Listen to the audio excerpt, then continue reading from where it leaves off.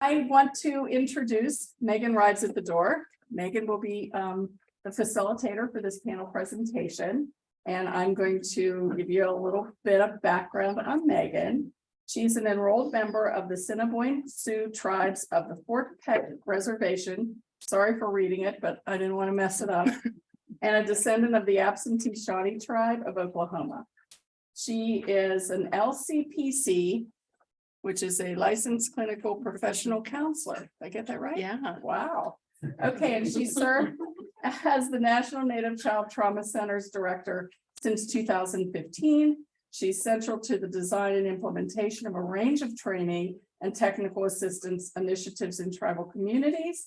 And that includes projects focusing on the development of trauma responsive systems of care with tribal, private, federal, and state partners, and the implementation of cross-system youth suicide prevention programming, and the expansion of Child Advocacy Centers capacity to meet the needs of tribal communities. And so she, that's the reason for this panel presentation today. And she will introduce the three folks that are part of the panel. And I'm just going to let Maegan take it away. Yeah. Thanks. I'll go ahead and I just have a few introductory slides and then I'll introduce our panelists. But thank you for attending our session today. It's a great opportunity for you all to learn about who we are, who we all are working as panelists, and as me as moderator.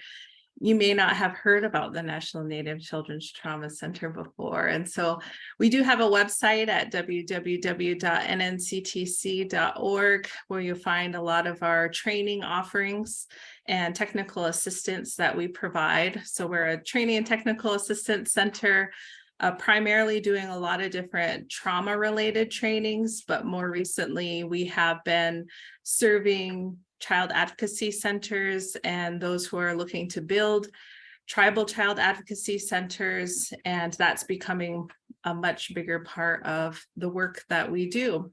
And you can see that we have been building out our resources already in existence into our work, and I'll talk about that in a second. But moving along here, I can advance the slides. Okay. Yes, it's great to be here today. Just to acknowledge that, earlier today as a part of the conference, we opened up with a beautiful exercise that imparted a lot of knowledge and understanding of the historic experiences that tribal communities have endured and have been impacted by a lot of historical and intergenerational trauma, on top of the childhood traumatic experiences that people can have. And just want to acknowledge that we were talking in talking circles during that time, and there was a lot of talk about mistrust among tribal communities and service agencies, regardless of what that service is. And so we just understand the underlying impacts that it's had on communities and service systems. Even those who are Native working in these service systems, there's still a lot of relationship building and community building that we have to really correct a lot of these historical relationships that have been in place. And so we know that already. That even as you started out, you learn, relationship is a foundational element of what we do. But I think it just brings to a point that we are not working from ground zero. We're working on correcting those relationships. So we're starting even lower than that. So we can see that any interaction we have is a corrective experience. And when we view it that way, it really places a lot of emphasis on what we do in any given moment, verbal interactions, nonverbal interactions, not just individually, but also organizationally. What kind of relationships do our organizations have with the community at large? So this panel really seeks to be able to start to talk about ways in which great relationships have been and continue to be formed. So a little bit about the Trauma Center. We were established way back when, implementing something called Cognitive Behavioral Intervention for Trauma in Schools and Reservation School Systems. It's really a group treatment model for middle school students. And we really learned a couple of different things.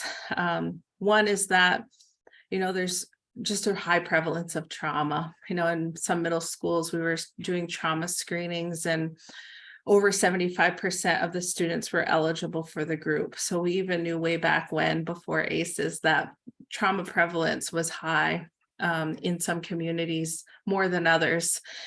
And so it really led us to start thinking about how do we not focus too much on individual trauma treatments, but how do we expand healing out from this place? And so I'll talk a little bit more about that in my next session if you attend it. But that's what we learned, is really looking at the systems of care and not just focusing on one intervention or the interventions that we use, but really how we do the work. It's not just what we do, but how we do it.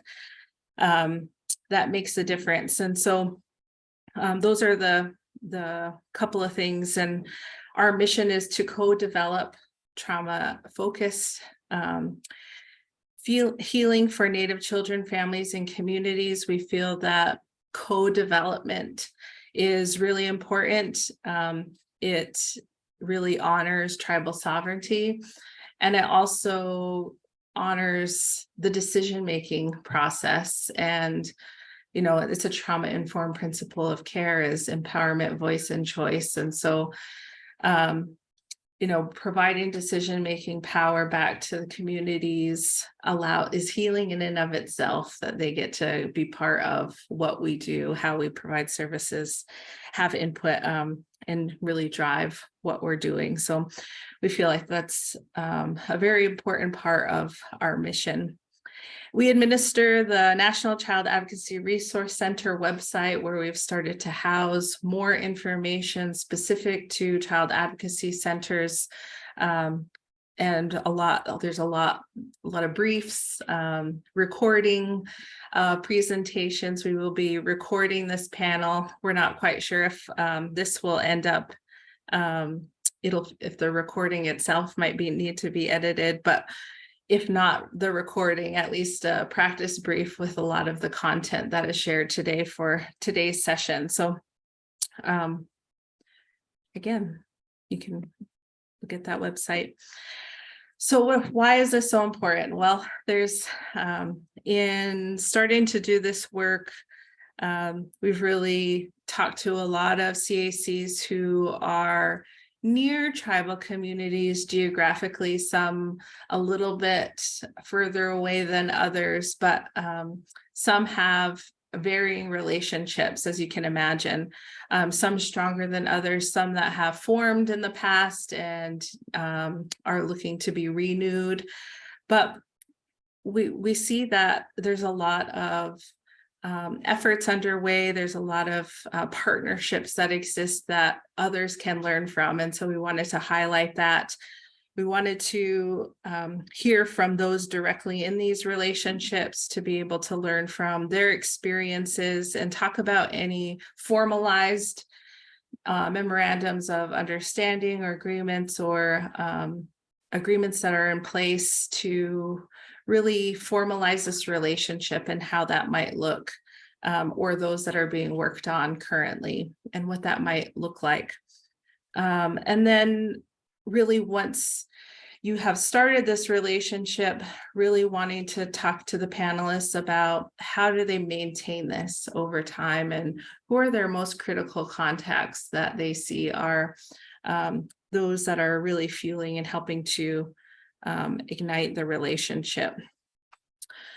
So just a little bit of introductory information is that when we look at the partnerships and MOU process, we can see that according to the National Children's Alliance, just last year, we see that there are a lot of accredited CACs and serving tribal communities, or who are reporting that they serve tribal communities. But overall, we see that, you know, fewer than 1/3 report having some kind of formalized agreement in place. So we've started to contact CACs that are already in existence and those that are reporting MOUs with tribes, and have found that some utilize the same MOUs as other partners. And not very many really talk about the uniqueness of their tribal service systems relative to their other partners. We did find one particular CAC that did provide an addendum to their partners so that it could talk about, for instance, one tribe had provision of their Indian child welfare programs, their social services. It was tribal social services, and the other was run by BIA social services. And so it was really able to tailor their partnerships in accordance to the service systems. And that's one unique feature that we see in tribal communities, is that some services are tribal, some are run by the federal government, and some are PL 280 tribes and others are not. And there's a lot of different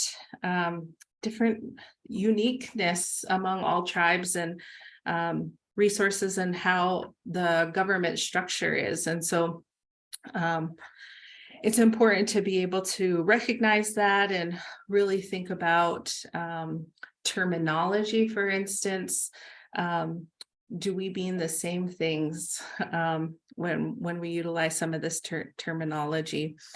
And a lot of the partners that we contacted, they either did have an MOU in place but hadn't been updated in a really long time, or yes, we have one, but I'm not sure where that is, so could not be located. But we are looking to, right now we've been reaching out to see who would give us permission to share, maybe if we strip their names and try to develop some kind of MOU template for the field. And so that's currently our next step, to try and get something out there that will be of use for people into the future.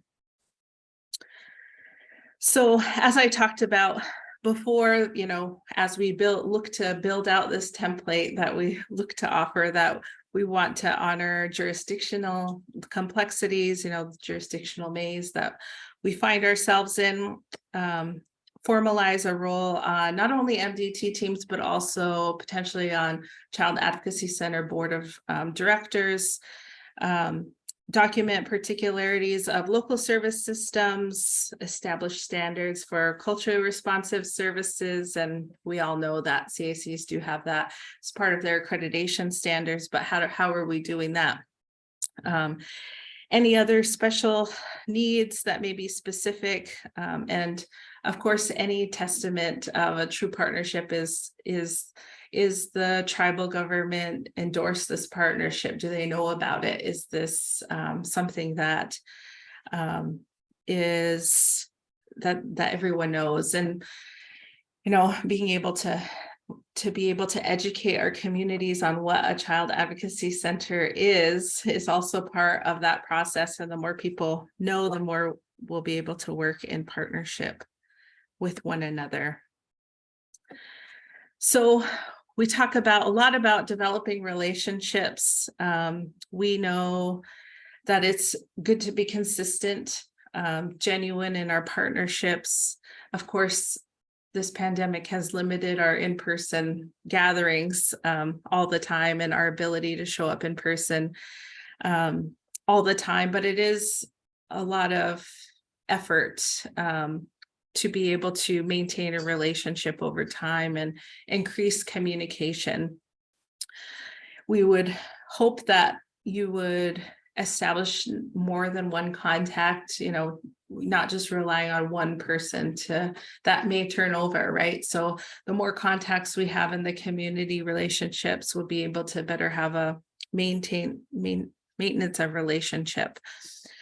And then why should you formalize some kind of partnership? Well, it is, workforce turnover is a real thing. And sometimes it's helpful to have something that exists, the partnership and how things flow when you get somebody new, because there can be misconceptions about things. I've even heard even more recently that there was somebody who said, oh, that's a tribal kid, I don't have to work with this person, right? There's a lot of misconceptions about jurisdiction and what that means. And so a lot of things should be put in place so that everyone knows what's coming up. And also just acknowledging and realizing that, unlike other minority populations, tribes have a government to government relationship with the United States, and they're their own unique tribal sovereign nations. And there's a lot of effort to utilize that term, tribal nations, for that reason, and recognizing that they have their own tribal codes, they have their own law of the land. What does that say about things like child abuse, sexual assaults? What are there differences potentially? And just having us be knowing of what those things might be. So without further ado, we're going to go into the panel part of this session. I would urge you to think about questions that you might have for the panelists, because after I ask some introductory questions, if there's time, I'll of course ask all of you if you have any questions for the panelists to follow up with. And you could either write that on a piece of paper, or you could feel brave enough and ask us out loud, but hopefully you'll have enough time for that opportunity towards the end. So our three panelists today, I'm going to put this up on the screen so you can see these folks.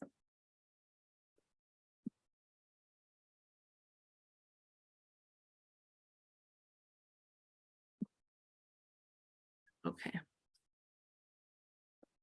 So first, I'm going to read Gina's here today with us in person.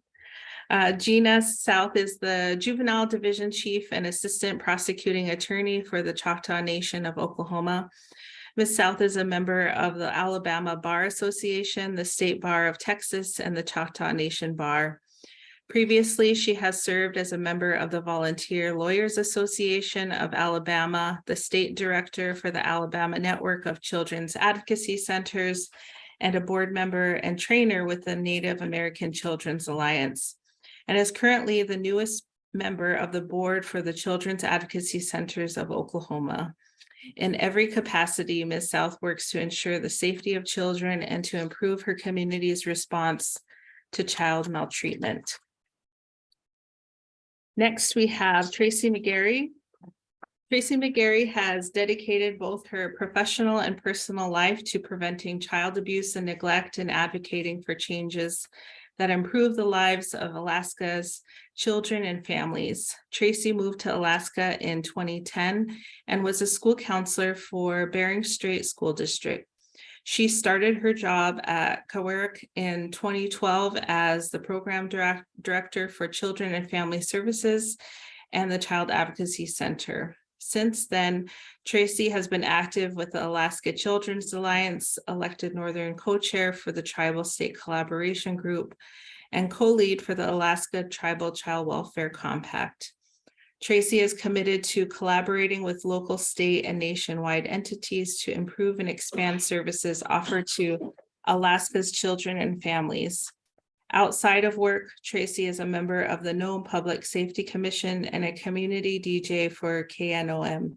She enjoys traveling, reading about traveling, and imagining. for upcoming trips, right, Tracy? Amber Martinez is the program director for Child Haven's Child Advocacy Center in Farmington, New Mexico, where she oversees the forensic interview and family advocacy program. Amber has a background in both criminal justice and psychology. She also works with Sexual Assault Services of Northwest New Mexico. She started at Child Haven in 2013. That's where she gained a passion and set her goal at becoming a forensic interviewer. Let's see, part of Amber's job is traveling to McKinley County and working with tribal investigators and FBI regarding cases where crimes occur on the reservation. So she can talk about how they are working to build in cultural considerations for the clients that they work with. And now she works closely with a tribal liaison position that they have at Child Haven in engaging tribal partners to sign a shared MOU agreement to allow for a trauma-informed approach. So she'll talk about that, I'm sure, when we get into the panel.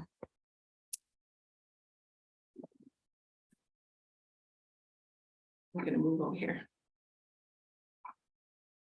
So our first question that we have for our panelists is, can you tell us the story of how your relationship got started or renewed? And I'll start with Gina first.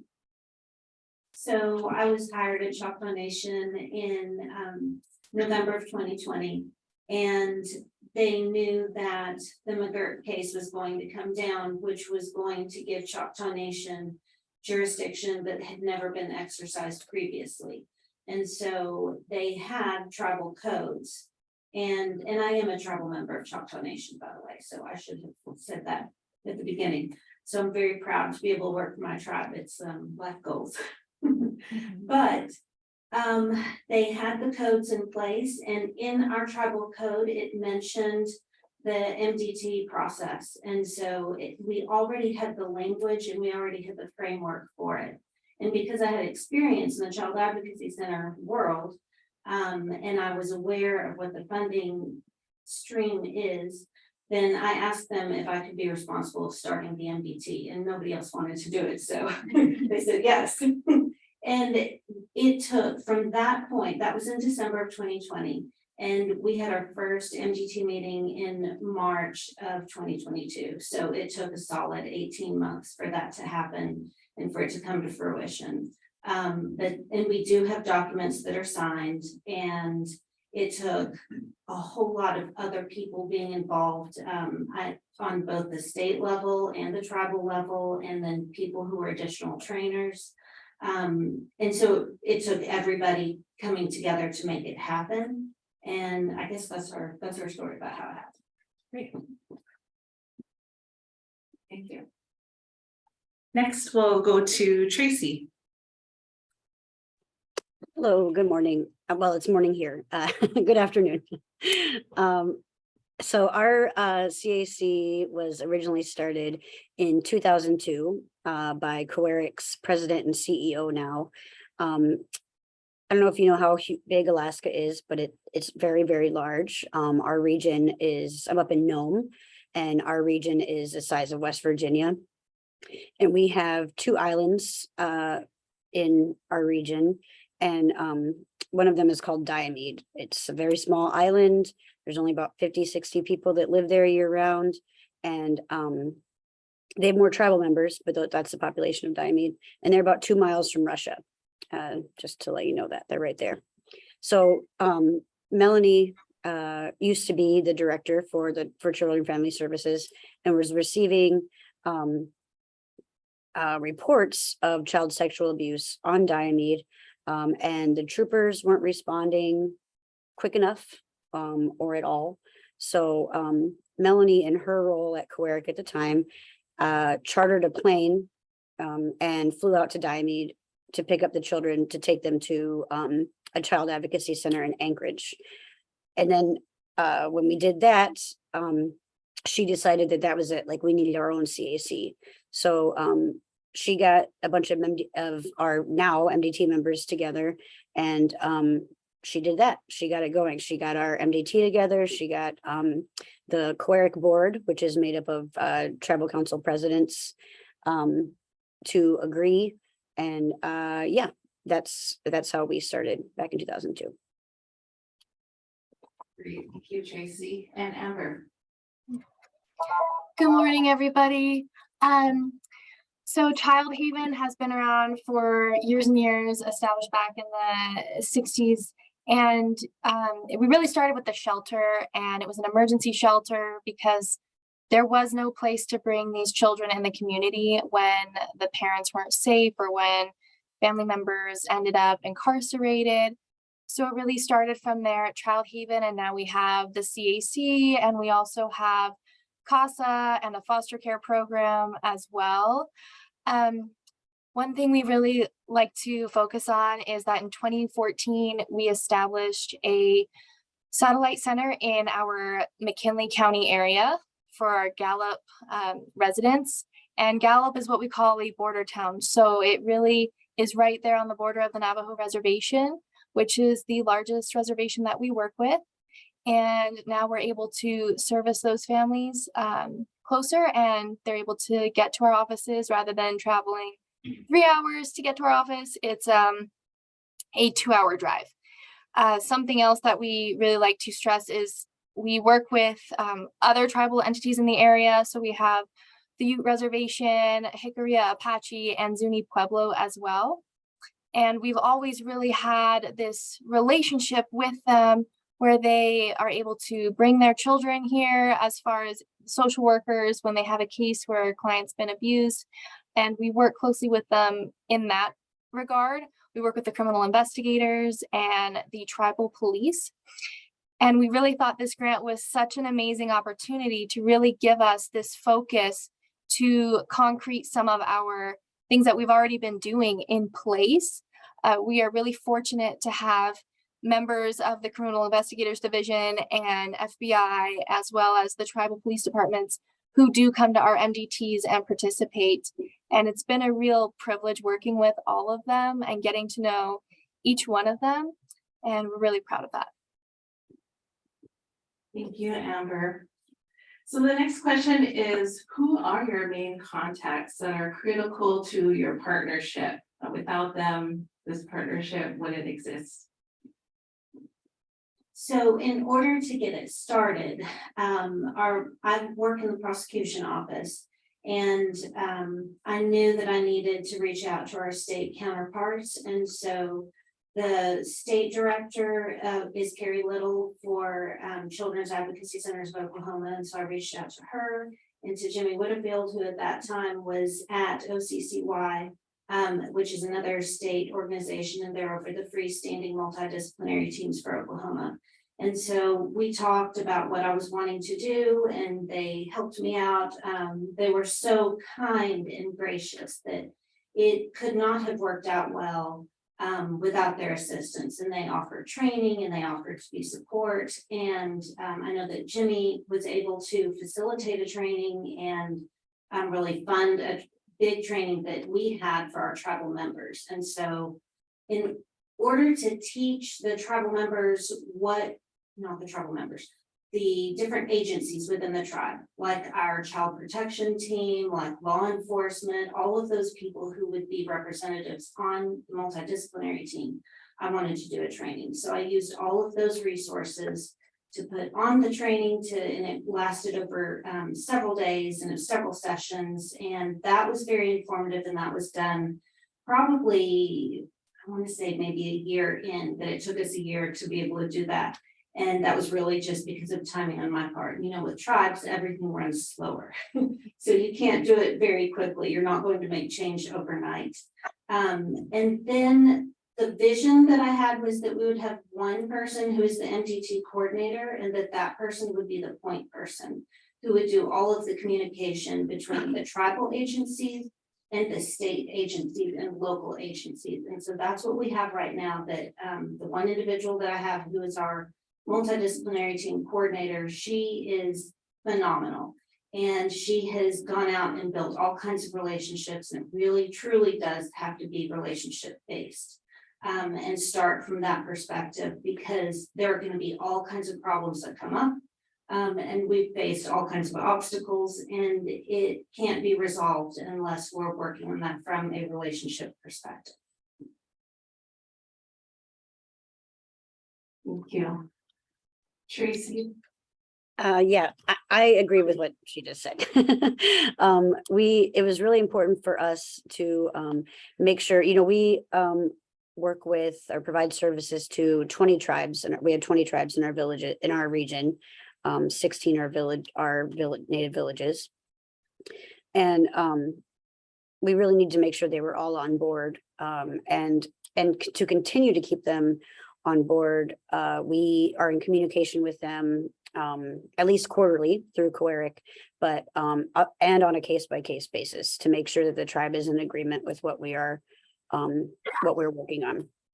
For us, we really needed to get our regional hospital on board. It's a IHS hospital, VA hospital, and the district attorney's office, along with the troopers and our CPS, to make sure that they were all willing to work with us, and they didn't want to do it.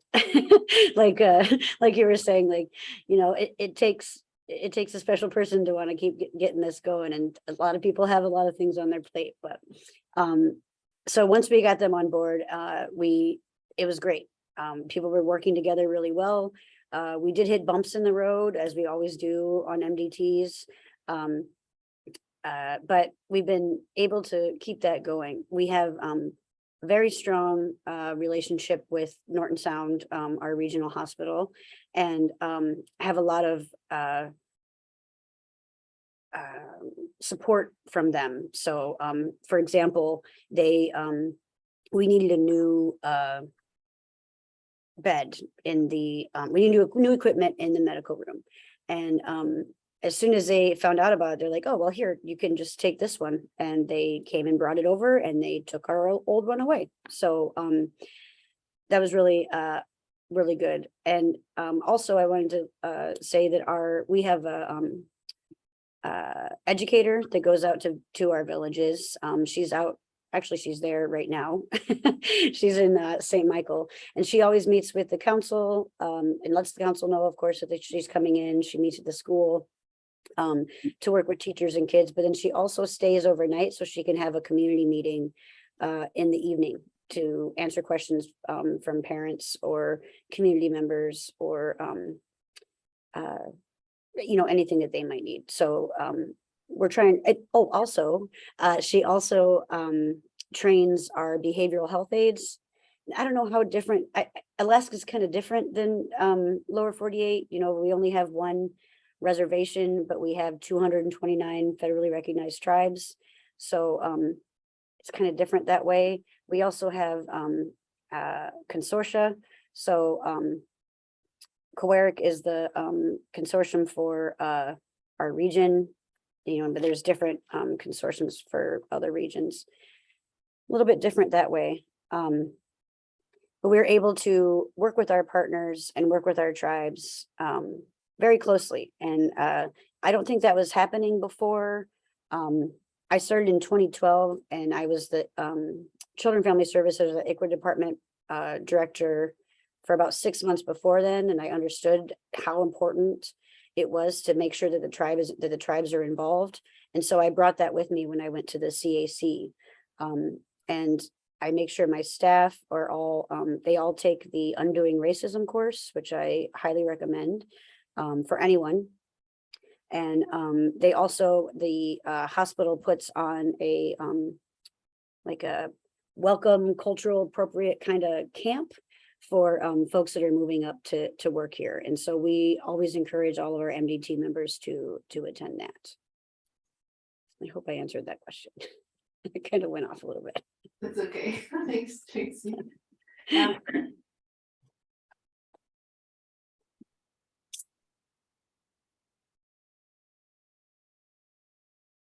Go ahead, Amber.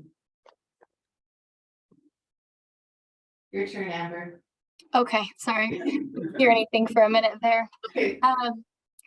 So I agree with Gina and Tracy. It's really all about relationships. It may start off really small. I know with myself, I worked really closely with a criminal investigator as a forensic interviewer, and I held on to his contact information, and he has since moved up and is now the supervisor over many of the criminal investigators. And he's been able to connect me to a lot of the other criminal investigators. It's such a huge asset to know I have a case. I may not know whose jurisdiction it is. I know it's on the reservation, and I'm able to call this contact, and he's usually able to outsource me to wherever I need to be. So those relationships are so important. We make sure that our tribal partners feel appreciated at MDT. We want to make sure they're reviewing the cases that they are having issues with and need questions answered on. Those contacts, they're so important. And I think, like my colleagues would agree, sometimes you only have one or two of them because it seems that there's so few people in these specialties. For example, we have a SANE nurse that covers most of the reservation. We have one SANE nurse, and she's phenomenal. But she's a great contact, and we keep her number. We have it plastered on our whiteboard in our observation room, so we know who to call the minute we find out if there's a need for a SANE exam when we're working on the reservation. It's really those contacts like that. I make sure I have one with each tribal entity that we work with, and really just bringing those together. So I feel very fortunate that we have those relationships. And right now we're really building the process of formalizing everything through MOUs. Our tribal entity partners, they come to our MDTs, they participate, they're at trainings with us. It really feels like we're in this together. So just taking that next step of formalizing everything is really where we're at. Great, thank you, Amber. The next question is, what are the cultural supports that you offer? So this one is kind of challenging for me because at Choctaw Nation, we are in a pocket of the state where there's a lower level of education just across the board. And so we don't have a lot of people from the tribal community that we can pull on as resources to work as our investigators, our prosecutors, our child and family services workers that have that intimate knowledge of the tribe. We do have some, of course, but it's a lot of the cultural knowledge in our part of the state where our tribe has been lost.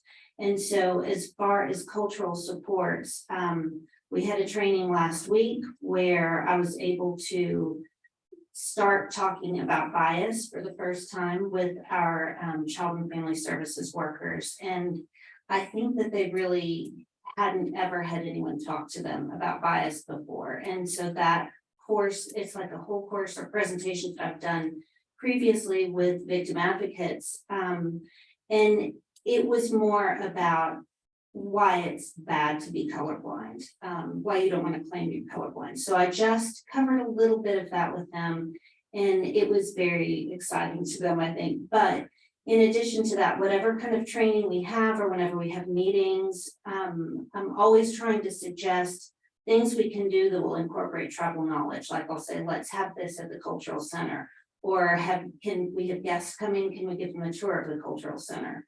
Or like with our kids who are in custody, I would like for some of our caseworkers to find some tribal elders who will teach the kids how to make their own regalia and teach, so that we have more of a connection between the tribal community and the people that work within the tribal community, and getting them to facilitate that knowledge and information that needs to be shared. So we don't have one good system in place, just everybody trying to do their part.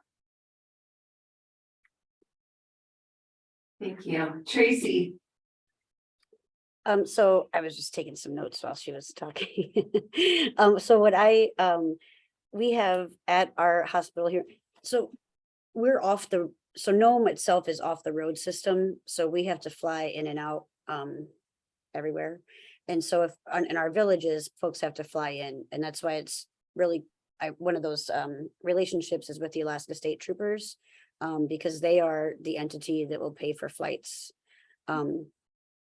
So that's helpful. But we have tribal healers at the hospital that we can refer to. We also have in communities, there's those natural helpers, and you just know who they are. And so we just kind of have like a running list, kind of informal about, we can ask the child, who they would like to work with, if anyone. Sometimes they just want to talk to their mom or dad, but other times they want to have someone kind of outside. We also have our tribal family coordinators, which are our ICWA workers. And can we just have a moment to think about how much we need ICWA? And I was listening to the oral arguments this morning, and I'm feeling pretty good, but just wanted to throw that out there. Let's keep our fingers crossed for that. We also have behavioral health aides that are community members in each village. Sometimes we run into an issue there because it could be our villages are tiny, and it could be a relative of the victim or of the perpetrator. So sometimes that person isn't the most appropriate person. And really, we just meet the kids and families where they're at. So we don't try to push one way or the other. Some of our families are really religious and they want to kind of go that route, and we just go that route. Other families would like to, be more in touch with the land. They want to, maybe instead of having a typical like Western counseling session, they would go beachcombing with an elder, or go beachcombing with a natural helper, or go pick berries, or just something like that that's more outside. So we take that into consideration, and we know, again, we know folks in our villages that are more than willing to help out. At our CAC in particular, we have photos and paintings from artists in our region. We make sure to have those all around. We ask about foods before folks are coming in. A lot of our clients are lactose intolerant, so we want to make sure that we're not, they show up and we give them pizza and they can't eat it. So we always want to check in with that. And we offer beading supplies. They're out all the time. So anybody, if they would like to bead, that's a really kind of meditative action. So a lot of folks like to do that. There was something else that somebody said.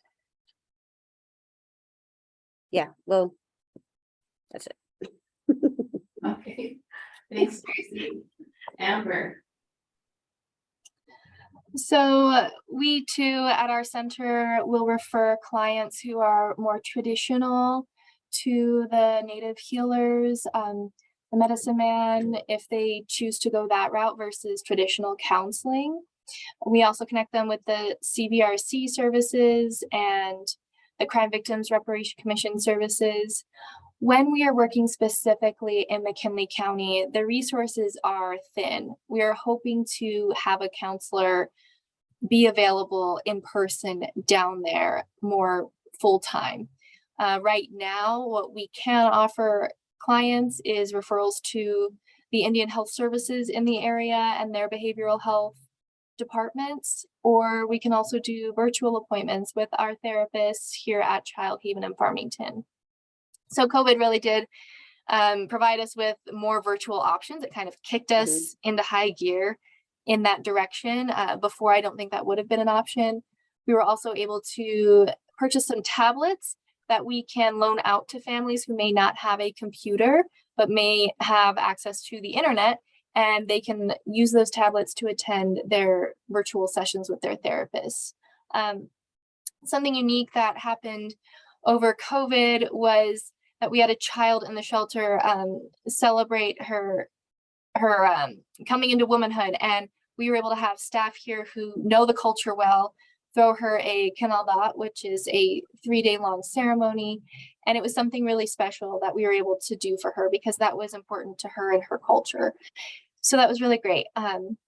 Of course, making sure we're expanding on training, so we're up to speed on what the culture looks like and how we can do better at accommodating needs for families, and making sure we're all aware of what's going on with each family that we work with. Each family is a little bit different. Some are very traditional, some are not traditional at all, and some fall somewhere in between. So we want to make sure we're honoring that and doing what is best for them. Great, thank you. Our next question is about the formalized agreements. If you're working on MOUs or other types of agreements, what does that process look like? So the agreements that we have, I know that they're available, or they're supposed to be available on the CACA website, Children's Advocacy Centers of Oklahoma. But we have the multidisciplinary team investigative protocol, and that is specifically within our tribal multidisciplinary team, instructing them of what they're supposed to do in each case, how they are supposed to conduct an investigation, and what each person does on that. Then the next one that we have is the Choctaw Nation Children's Advocacy Centers agreement. And so this is where we reached out to all of the children's advocacy centers that fall within our jurisdiction, and we drew up a document, and we all signed it, and it's the agreements between all of us about how we're going to operate. Eventually, we will be opening a children's advocacy center, and so I wanted to make sure that they understood that we were not going to ever try and pull their funding from them, because that's something that was a very real fear that they had. And I wanted to make sure that they knew that we would offer services that they could utilize if they needed. So I think it's important for a child to not have to travel too far for their interview. So if there was a child that was closest to one of our centers, then I want them to be able to come to our centers, and the other way around. The next agreement that we have is the multidisciplinary team interagency agreement, and that is the document that establishes our multidisciplinary team. And so it's all of the agencies within Choctaw Nation that signed off on that agreement on how to set it up. And I'll tell you that that was the first document that we started with, the multidisciplinary team interagency agreement, and it was the most difficult one, in my opinion. And it's because within the tribal government, there are so many different layers of approval that you have to go through. And I was not familiar with what that process was for Choctaw Nation. And so having to go around and meet with each department and sit down with them and review the document and see if they had any questions or concerns, that's what we did. And finally, everybody signed off on it. And so we were able to get it started and get it going formally. And so that was very exciting. We did try to time it around April, I'm sorry, because that's the time of the year we can do a lot of child abuse publicity. So with it being April, that was our first multidisciplinary team meeting, and everybody, that was the meeting where we reviewed the documents and explained everything all at once to everybody in case we hadn't met with them individually. So that's basically what the process looked like. Again, I used Carrie, my one point person, and really relied on her to talk to all of those groups of people and explain it to them. He's under chapter person. Tracy. Yeah, it was me. I was just asking if it's possible for me to share my screen. Oh, yes, let's do that. Thank you. Yes, you should be able to now. Awesome. Yeah. Okay, good. Okay. Never mind all of my tabs. So can you see the map of Alaska up here? No. No? Weird. Okay, let me try to find a different one. I think I stop share, then we'll see. Oh, let's try that. Okay, sorry about that. How about now? Yes. Okay, good. Phew. Okay, so I don't know if you can see my mouse, but right up, see where it says Nome census? It's a pinkish one. up there. So that's our region, the island there, and then Nome census around there. And that's the size of West Virginia. And when Gina was talking about travel and wanting to get to the closest CAC, before our CAC existed, all kids had to go to Anchorage, which is way down, you can see way down there. As you might imagine, the landscape and the amount of people and et cetera, are very different from up here in Anchorage. Some kids have never, when we did the like Exodus in 2002, the kids all had to go to Anchorage, and there were kids that never been there before. And now they're around a bunch of people they don't know, they don't look like them. And it's even more traumatic adding that extra layer. So we were very lucky to receive grants to start our CAC. The city of Nome gave us a building, which was very nice. So we were able to have everything in one place. And that's where we've been working. So it can take, to travel to Nome from one of the villages, it can take anywhere from 2 hours, half an hour to 2 hours, depending on which village you're going, which village you're coming from.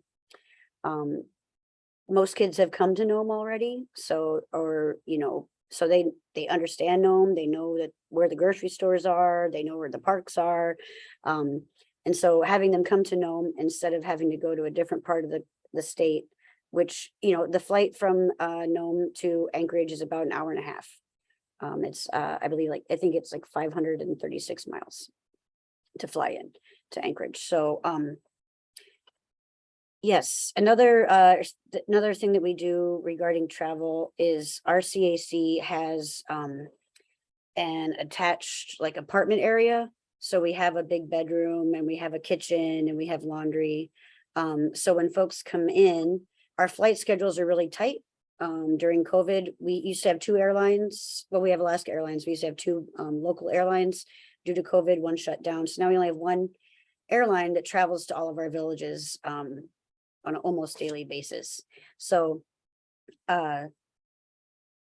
bringing them into Nome can be difficult. And especially because our weather's not the best up here, especially in the wintertime. So we have that apartment so that the family can stay there overnight instead of having to go to the hotel or stay at the hostel, where everybody knows each other, So now they can stay at our confidential location, and we give them vouchers for food and for taxi. Okay, I'll stop sharing that now. Thank you for allowing me to do that. So back to the formalized agreement, which is what Gina brought up travel, and then I kind of went off. But so for a formalized agreement, we use our interagency agreement with our MDT, and our tribes have signed off on that. So so we were accredited for the first time in 2014, and we became reaccredited in 2019. So that's the last time our agreement was updated. We do review it once a year at our board committee meeting, and our committee then asks the board for approval for another year. So that's happening. We don't have individual MOUs with each tribe because we're a consortia. It's a little different. We could, if that's something that they wanted us to do, but currently we just use that MDT interagency agreement. Thank you, Tracy. Thank you, Tracy. Amber.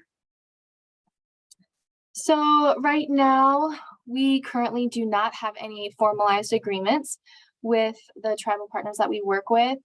We've all been working together so long that introducing this has been a bit of a challenge. We have our tribal liaison going out and really doing trainings with different entities and trying to explain what the benefits of having a formalized process would look like. And it really would hold us all accountable to this process. And that way the families know there's a process in place when these types of investigations happen. One thing that we're also doing to really bring people back to the CAC centered look of everything. COVID was brutal. A lot of people, we had a lot of staff turnover, not just in our agency, but in the tribal agencies that we work with. We were lucky to have some core contacts stick around, and that's been great. But we've also needed to go out and really retrain those frontline workers, the officers and the social workers on what to do when they're out on a call like this. And with those trainings, we're bringing in this is, part of having an MOU agreement. So we have drafted an MOU. We're working specifically right now with RAMA. They are their own, but under the umbrella of Navajo Nation. They're able to operate a little bit more independently, but like Gina was talking about earlier, it's a lot of layers to get these agreements signed and to really put them in place, because they really are their own government entities and their own, they operate independently. So it's really all about talking to the right people and making sure we're introducing this and explaining this to everybody that needs to understand. And that way we can get those higher ups on board and willing to sign these agreements, while also keeping others up to date on just trainings and practices and who to call. I have a training scheduled tomorrow just to go out and meet with the new Navajo Police Department sergeants, so that they have our on-call numbers, and not just for my program, but also for the shelters program, and that they know they can place children there if they need to. It's really about having those contacts. I always tell officers, I may not do an interview at 2 a.m, but you can always call me at 2 a.m, and we'll figure out what's going on and what the next steps are going to be. So really just opening that door and letting them know, hey, we're here to help and we're here to support you all in what you need. Yeah. You guys have such great comments. I think that all of that is so helpful. Something I wanted to make sure, I think not everybody may know, because we're sovereign nations, we're not required to have any specific protocol. Like, we don't have to sign on to anything. But because I was familiar with the child advocacy framework, multidisciplinary team framework, I really believe that that is best practices. It's evidence-based. It's all formed as a result of evidence-based research. So I wanted us to take part in something that I believed was a gold standard. And so that's why we have our protocol. That's the whole reason, is because I wanted us to offer our kids the best that we could. And I believe that having accreditation with NCA and having all of the specific requirements that are set out both by the state and by the nationwide agencies, I wanted us to meet all of those standards. But all of that in mind, we don't have to do that. So any tribe that wants to have their own MDT, they can follow whatever framework they want. It's just that I wanted to make sure that we were doing it the best known way. Thank you. And I think you all talked about this, but really that is not the MOU itself. There's a lot of educating even in the process, and really educating tribal leaders to know what's happening. What happens when these cases occur is just another resource. Yeah. The education and relationship building, that is, I mean, I think that's the biggest thing. Like if I know that the tribal council president's going to be in town, I'm giving her a call, seeing if she wants to go to a coffee, seeing if she wants to come to take a tour, to see what we're doing next, or, see what we're up to. All tribal council presidents have my personal and my work cell phone number, because I want to remain like Amber was saying, like, yeah, you can call me at 2 a.m. I'll answer and we'll figure out what to do, or, figure out next steps. We might not actually do them until like 9 tomorrow, but they have to, it is good to be out there and follow through. I know, Maegan, you had said being consistent, like that's a big thing. Like if you tell someone you're going to do something, you need to follow through. You have to gain trust, and then move from there. And education is key. And it's not, you know, it can just be like a little video, you know, the National Children's Alliance has a little video about what happens at a CAC. So you can show that to your council, or you know, just try to explain what we do here, why it's important. At our CAC, we are under the tribal umbrella, but we serve all children, native or non. And our board also signed off on that, and they didn't have to do that. They could have said, nope, only our members are eligible for membership. And instead they said, no, all kids, of course, deserve to be safe. So so we work with all families in our region. Relationship building is huge. Bring food. I always bring food, or, you know, because again, our villages are small and they don't have a lot of in their stores. So I'll always bring like donuts and coffee and cream, nice fancy creamer, you know, the liquid stuff that you have to refrigerate, like just the, you know, the things that they don't have access to automatically. I always try to bring. And who doesn't love eating food together? I mean, Right. So what advice do you have for existing CACs who are looking to partner with tribal communities?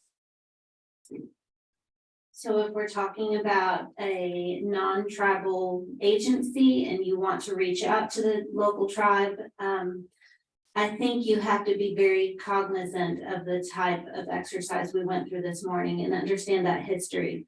Because most of the time, when you look at throughout history, the government shows up at the tribe's door and they say, hi, we're from the government, we're here to help. And that's not helpful. In our cultural knowledge, that's really, it hasn't been helpful.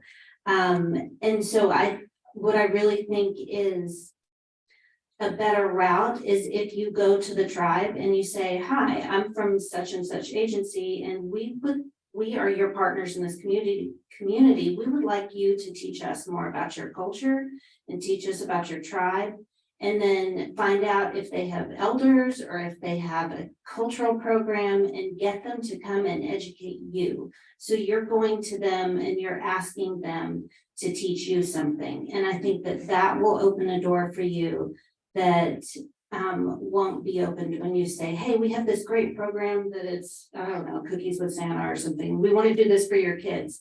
Like, it's real easy to come up with an idea of what you want to do for these children, or, you know, Christmas tree angels or whatever. Those are nice things to do, but that's not going to build the relationship. You'll build the relationship when you go to that tribe and you ask them to teach you about them, and ask them, what is your government? What's your system of government? What is that framework like?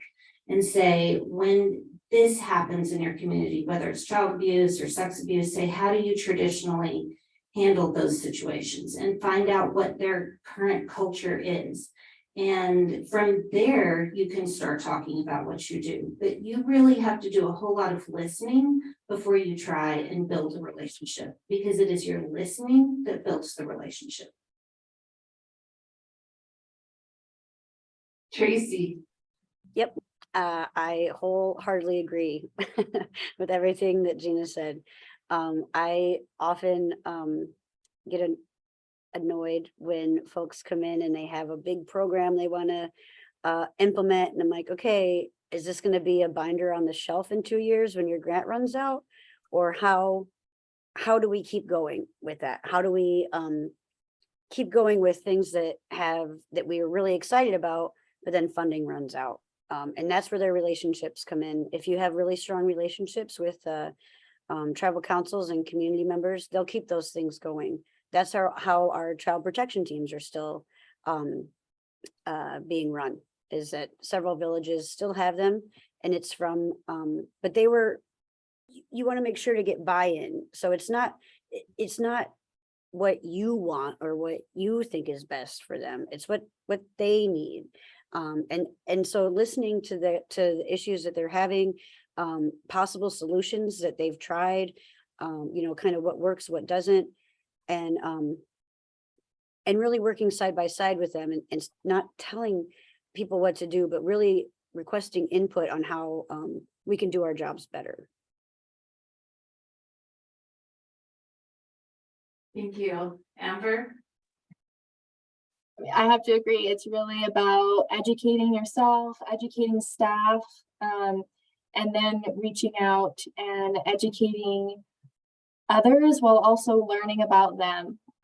It's not all about us. The way I want to do something might not be the best way to do something culturally or within a community. So it's really important to know why things happen the way they do, what happens when a case gets started on that side. It wasn't until recently that I finally called one of the criminal investigators that I work with and I said, how do I get a report over to that tribal community for social services? Because I knew how it worked with our state community and calling a statewide central intake. And I know sometimes they will get those reports over there, but I really wanted to make that connection and say, hey, how do I contact this agency specifically? What is the best way for me to do that? What helps this process? And I sat down and I listened and I learned the process. And since then, we've had a couple more reports that we've needed to make, and we've used the process that they educated us on, and it's worked much more smoothly. And we've gotten the people involved that need to be involved quicker. And that's all for the benefit of that child and making sure they stay safe. So really building those relationships and being willing to learn and being open to something being done differently than how you're used to. Great. Well, with that, we can open it up for any questions from the audience. And if, okay, you got one already. I was gonna say, how often do your MDTs meet to discuss cases, and does it consist of both tribal officials and state officials? We meet monthly, and yes. Yes, we usually have a tribal, the ICWA worker, the tribal family coordinator for that tribe will sit in when a case from their tribe is being discussed. And they're also able to come into the CAC if their program has funding to be at the actual interview or to be at the actual MDT. Okay. But otherwise we have, because of COVID, we had to go virtual, so we always have a Zoom option. Our team meets monthly and it's just the tribe because these are the cases that the tribe will prosecute ourselves. And so that's why it's just tribal members of those. However, Carrie, our MDT coordinator, attends the local MDT meetings. And she's kind of the go-between who transfers information and, answers questions for them. And she may ask them for updates on cases. And we have some of our law enforcement officers that before the expansion of jurisdiction, they regularly attended those local MDT meetings and they enjoyed meeting with them. And so they said, do we have to keep meeting with them or what are we supposed to do? And we said, if you have a good relationship with them, keep going to those meetings.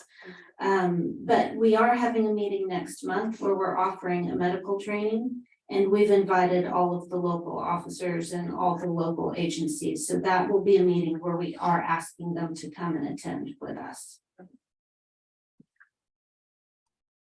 And for our agency, we meet once monthly for San Juan County and once monthly for McKinley County.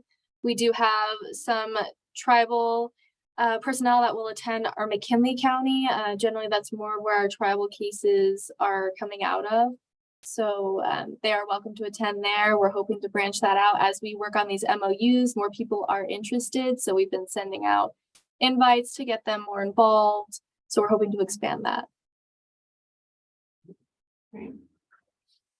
Another question, would you mind coming up? Yeah. I think they can hear better with the microphone or with virtual. Thank you. Thank you. I have, I guess, two questions based on your first one. Is there sort of a structure in an MDT meeting? Is it really focused on a case or just overarching issues? So that's the first question.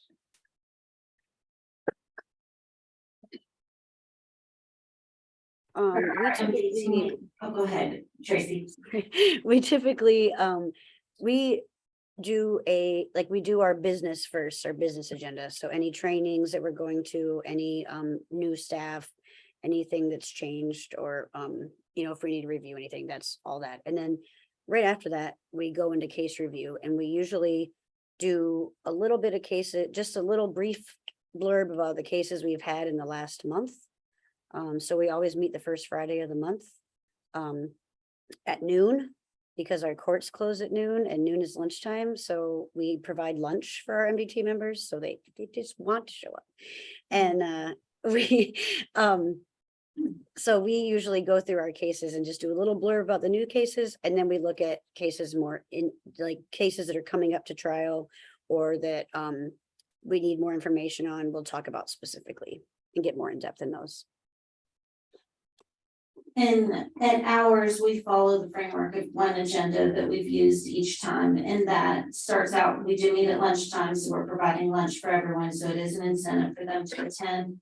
And then we list out the statistics for that month, and then we'll list out what each department, if they have any updates. We're trying to maintain accountability for some of the other programs, like with our Children's Advocacy Center that we're planning on opening. We have a block on the agenda that's the current CAC update, because we want them to tell us, okay, what kind of progress are you making, or what kind of problems are you having? And then we may have a special speaker or a special issue that we need to discuss. If there have been any specific problems that month, we'll talk about that problem.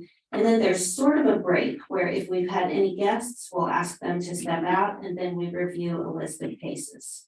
And so it's a very specific list of cases, and the MDT coordinator will go through each one. She'll say, does this still need to be on the list, or can we cross it off? And then she'll talk about the new ones. And so then we share the information about those specific cases. Ours as well functions similarly. We do the business part first, and then to really protect confidentiality, we ask just that the members that are involved with the cases that we're discussing be in attendance, but the rest are free to leave. And that seems to work well. We also offer an option if there is a serious case with a lot of issues and we cannot wait until MDT to have a discussion with all the entities. We can do what's called an emergency case review, either at the DA's office or sexual assault services, or here at the Advocacy Center, with the people that are involved, and brainstorm what to do next. Sometimes it's just about getting everybody on that case at the same table and getting everyone's questions answered. And there was a part 2 to your question? Kind of. Thank you. I think Amber kind of started the answer to this next question. This was my original question. How does dual relationships sort of impact an MDT when tribal members might have some sort of connection or relationship to a case? And have you seen ways to, best practices to kind of manage that dual relationship? We are in a very small community. Our whole region has about 10,000 people. So it's really hard to not know someone, or not be related, or something like that. And really what we do, we talk at our MDT a lot about this, about who should be doing what. And at our CAC, we have one advocate and one like on-call advocate. And so if there's someone, and we leave it up to, we ask the advocate how she feels about working with that family, knowing that she has a pretty good relationship with them already outside of work. And then of course, we always ask the family. If the family's like, I can't work with her because she's my auntie's husband's cousin or whatever, that's fine. But we want to make sure everybody feels comfortable and can really work with the family in the best way. So if a question comes up, we talk about it as a team. We're very, thankfully we can be very blunt with each other. So we have had times where we've been like, we shouldn't have you on this case. And then during the MDT, that person steps out while we're talking that case. Does that pretty much sum it up for everyone else, or do you have anything to add, Amber? Ours is pretty much the same. You know, there's been times when I've had to step away. We're in a small community. So there's been times when I've had to step away or another member of my staff. We've also had situations where our criminal investigators, their spouses are actually working on social services. So sometimes it happens where the husband and wife are both there for the interview, but they don't necessarily know the family. I think it's an interesting dynamic, but I also want to stay in my own lane because that's really something that if their agencies are fine with it, then we're willing to work with them as long as it doesn't affect the case in any way. But there are very small communities here as well.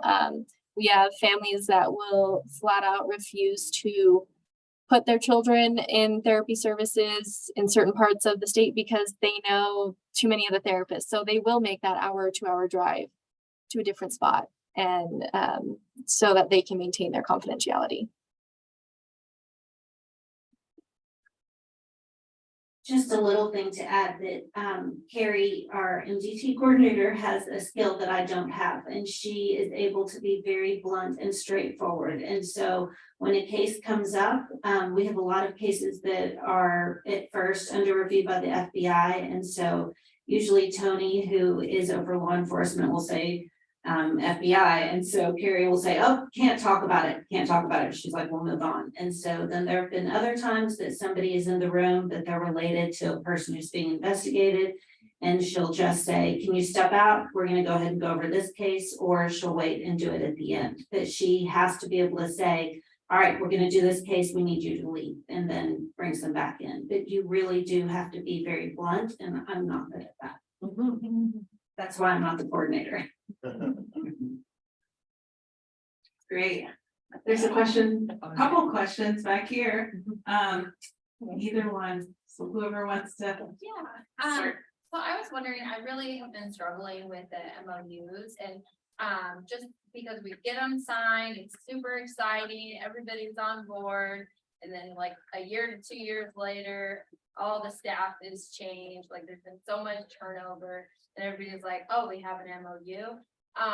So I just was wondering if you have any magical advice on how to continue to get everybody on the same page, because like we did a review of all of our MOUs and like the policies of different agencies, and not one of them was following everything that we set out to do. So how do you continually make sure everybody's getting that training when they're trained in, and that all these agencies that we're working with are continually being on board?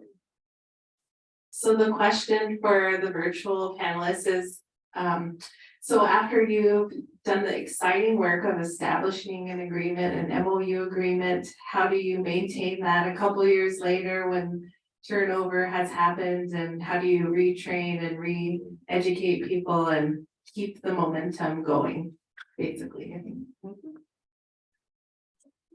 I think it's great to have a person on your team that's designated to do a lot of this outreach and education. For us, you know, a lot of times it's myself going out to different departments and re-educating the new officers, the new social workers, the new CPS workers, whoever, even the community, just on the process of reporting and what that process looks like. For MDT specifically, we don't have any formal MOUs with tribal agencies right now, but we all work together quite often. So what we are starting is an orientation for any new members coming on, and sending out that email once every 3 months and saying, okay, any new members, we want to just invite you to this specific training on what MDT is, what the CAC is, how we all work together, so you all are aware when you come across these cases, who will be involved and what this MDT partnership looks like. Yeah, it's not easy. I'm just gonna put it out there, but we have put together a PowerPoint regarding the CAC and the MDT, and whose role and who does what when, or not necessarily when, but who does what and who's responsible for what, which is also included in our interagency agreement. So we also have a packet that we make for new members, so that could be anywhere from like a brand new baby trooper to, you know, the new DA or even the judge, because we want the judge to know, we want judges to know what we're doing over here and why we're important. So in our packet, I have a copy of that PowerPoint. We also just have a time for people to come over if they want, take a tour. We also include the interagency agreement. We include the National Children's Alliance. They have that, they have like a one pager that's just like with CACs, without CACs. We just include that in there because it's just a nice visual that explains why CACs exist and why they're important. And yeah, so we try to do that for each new member. I'm not saying we absolutely get to do it every time because there's a lot of turnover going on. But we do try to do that for new MDT members and also for tribal councils and tribal council members. I don't think I'm qualified to answer the question. We haven't had a full year yet. All right, someone else had a question? Yeah, so just a little bit of background, I'm an analyst with the FBI, work crimes against children, and one of the parts of my job is I'm supposed to identify and track new trends in crimes against children. And part of that is looking at new legislation. So the bipartisan infrastructure bill that was passed included a stipulation for tribal broadband connectivity program, which is meant to bring broadband internet access to tribal lands across the country. 2 of the target states are actually Oklahoma and Alaska. The FBI has seen recently about a 300 to 400% uptick in online child sexual abuse activity coming from that program. So I was just wondering if you've seen it, and if not, do you have anything to kind of talk about what that might look like for you guys at CACs?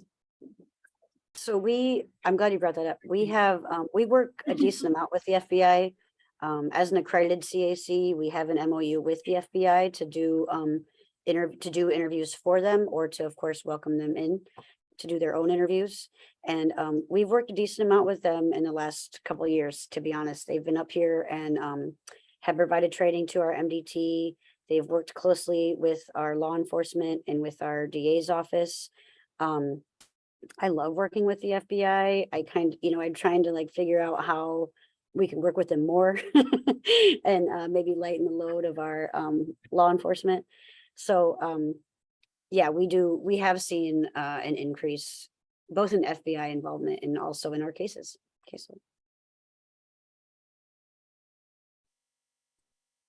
We also work closely with the FBI, and we've had a couple of situations where Homeland Security has come in to do interviews at our CAC. We haven't necessarily been the interviewers in those cases, but really just locally even, we're seeing an uptick, of course, in the internet crimes against children, and some of that crossing over into human sex trafficking.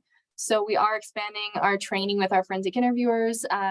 I'm currently trained to be able to offer the human sex trafficking interviews. Sometimes we find that there's a lot of material on that is also on the web with these human trafficking victims.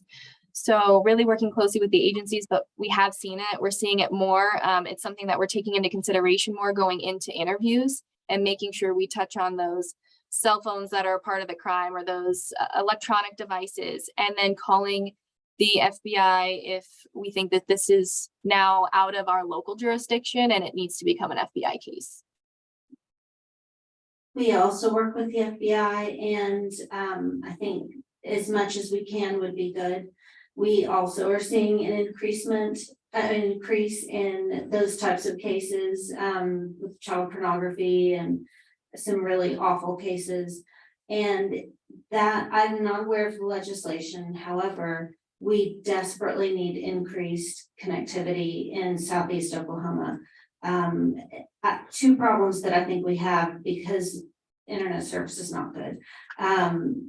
We don't have a good system of sharing information among all of the first responders, in my opinion.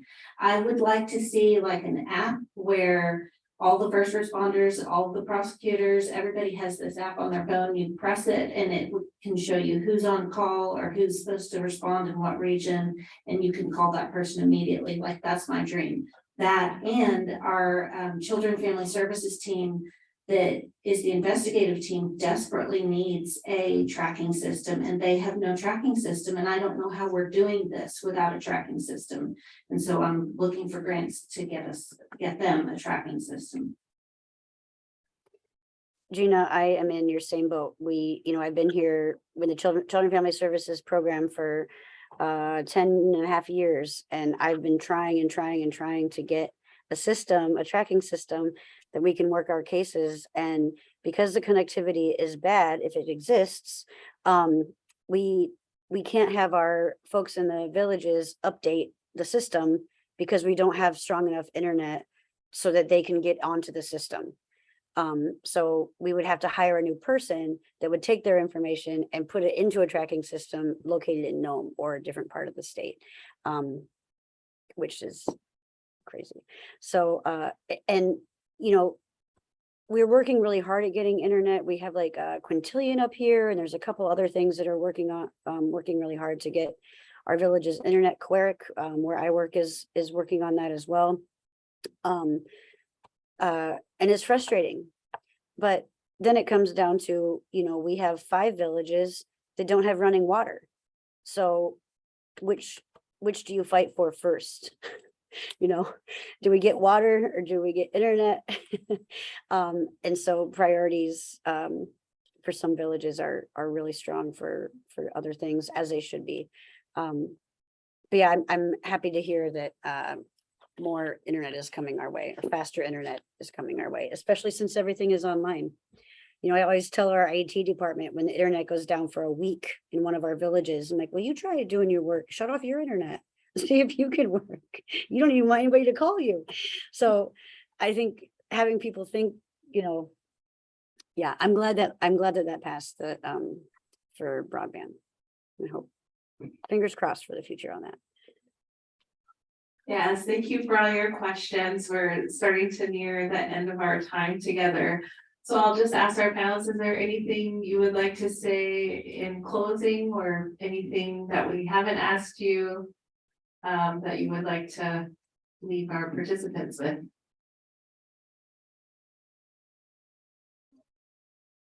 I would just say to keep trying. It's not easy and it is a slow process, but it's so worth it to really, because the greater goal in all of this is to make sure children are safe and families get the services that they need. Yep, exactly. I often remind our MDT that we're here for children, and we need to check our egos at the door and focus on that. So maybe we don't get along in our lives, but for that hour when we're talking about cases and when we work those cases, we are working together, and we have to let that all go. I also want to thank everybody for coming here. Thank you for your great questions, and thank you to the other panelists. I agree with what she said. She said it all perfectly. Remember to try and maintain other cultures' culture and the thing that makes them unique and beautiful. And so do what you can to help assist and help keep kids safe, but also respecting other cultures and sharing in that. So, and go slowly. It takes a long time. And thank you to everybody.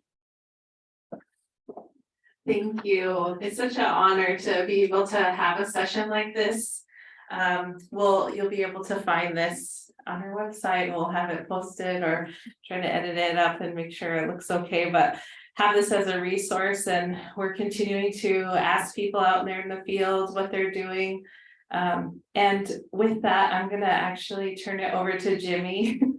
I asked him to save some time at the end. He's gonna announce some information about some scholarships. Hi, so I'm Jimmy Whitfield Jr. I work at the National. This will go all the way, but. I need you to be like Oprah and have a wireless mic. So my name is Jimmy Whitfield Jr. with the National Children's Advocacy Center in Huntsville, Alabama. I oversee a national training and technical assistance grant funded through the Victims of Child Abuse Act. We typically sponsor registration scholarships for our International Symposium in Huntsville. It is in March. This year, though, we've changed the focus of those scholarships, and we're providing it to tribal nation child abuse professionals, with preference to those at established or emerging children's advocacy centers. we're paying registration and round trip travel, lodging, and some other expenses to Huntsville in March. The conference is March, I should know this, 20th to the 23rd. The first day of the conference is a pre-conference institute. And there's an additional fee for that. But this scholarship would provide 3 nights of lodging in Huntsville. Like I said, round trip airfare to Huntsville, transportation to and from the airport in Huntsville to lodging, and then would pay your airport parking back home. So please, if you type in International Symposium on Child Abuse, it will get you to the NCAC website for the symposium. About 1,500 people attend the symposium in Huntsville every year. So it's one of the largest, not the largest, but one of the largest, and is one of about 4 or 5 major child maltreatment conferences within the United States. And so we're excited to be able to use this money to support children's advocacy centers and MDTs and other child abuse professionals throughout Indian country. So please share that with people that you know.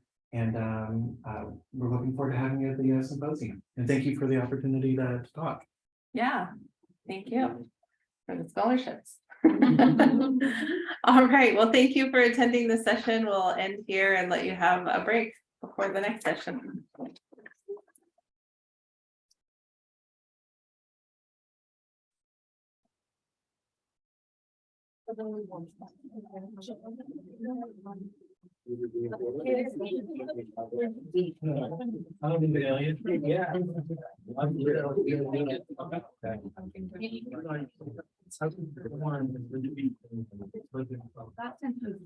you so well. Really. So cool. To do that is wonderful. Just to see people in person. It is. I think we're gonna go to dinner later because with Teresa and them, so I get to talk to you a little bit more.